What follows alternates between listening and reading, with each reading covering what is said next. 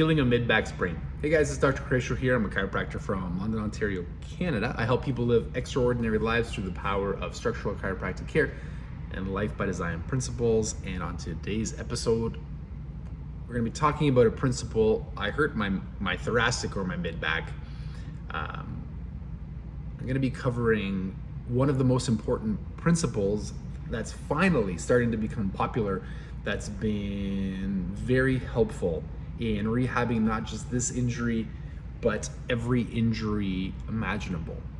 But before that, please like and subscribe. It is completely free for you and really helpful for us. So I don't really know what I did. I was training and something didn't feel right.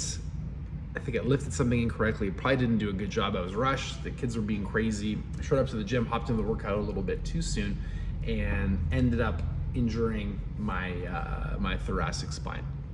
Now, I've shot many videos on the exercises that I would recommend and things to do, so they're going to be down in the comments below. But one of the things that I wanted to cover is this idea that you have to keep moving through the discomfort. Now, here's what I'm not advocating. I'm not advocating that you don't find out what happened and you just continue to move through an injury that's terribly severe. What I am advocating is, number one, if you've injured yourself, any part of your body. I mean, we can talk about the thoracic spine in this one, and I can give you some examples of what I did specifically, that's fine. But any joint in your body needs to be assessed correctly first. You want to rule out things like fractures and dislocations, because if you do have a fracture or a dislocation, you might still be able to apply the principles from this video, but things could change depending on what joint it is and how bad the injury is. So number one, always test, never guess. The likelihood, in this particular case, the likelihood of me fracturing my ribs or my spine without any trauma is really unlikely. I have fractured my ribs before. I know what it feels like. I know that this injury, although very painful, wasn't the same. I ruled out the most important serious things first, okay? So that's always number one. Now, number two, the less attractive part of this is learning to move your body through the discomfort. Again, I'm not advocating that you put yourself in debilitating, serious, sharp pain. However, I am asking you, and thankfully the data is becoming clearer on this, and there are more physiotherapists and chiropractors and health professionals advocating this approach.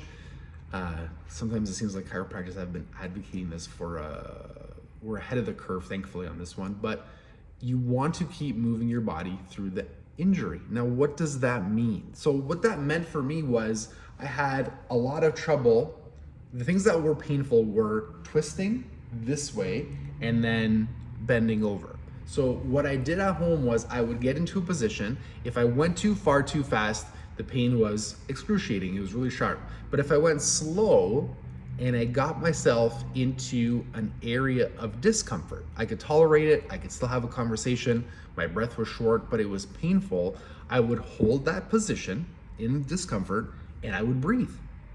I would focus on my breath, and then I would let my body get used to being in that position. Then I would return to neutral, and then I would go back to that uncomfortable position.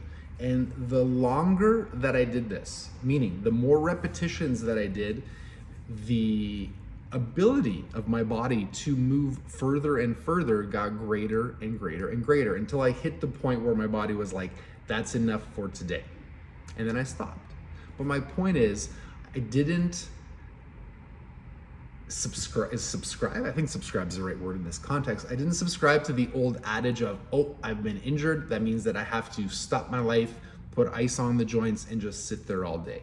Movement is medicine. The more you move your body and the more that you get comfortable in positions of discomfort, again, not stabbing, excruciating, I broke something pain, but moderate to mild discomfort. And the longer you can put your body into those positions, the more that it will help your healing process. You know, I'll give you another example. I had a lady in practice this morning who sprained her ankle. Really bad sprain, wasn't fractured. She made sure, she got the x-rays, everything was clear. Oh, by the way, one point on x-rays. X-rays are not as sensitive of a tool as you would expect. And what I'm telling you is, if something happens and you go for films and they tell you that it's not broken, that's great news. However, sometimes some fractures don't show up till 7 to 10 days later. So just keep that in the back of your mind. If you're still having the same problems, if you're wondering why you're not healing, and it's been 7 to 10 days after a suspected fracture, it's worth the re-x-ray. Back to the story. Had a lady come in, wasn't fractured. You know, the traditional thought is I'm just going to hang my foot in the air and to do circles. The newer approach, what was advocated, as people go ripping by my office, what was advocated was being in a position where you're weight bearing as soon as possible. And again, you can't move your ankle fast because the pain is terribly painful. But what you can do is you can slowly begin to put weight on it. It's uncomfortable, but it's not the worst. And the more you do that, and the more you finally get your weight evenly balanced between both feet, and then you start, you know, leaning one way and working out the ankle, her recovery was way ahead of schedule.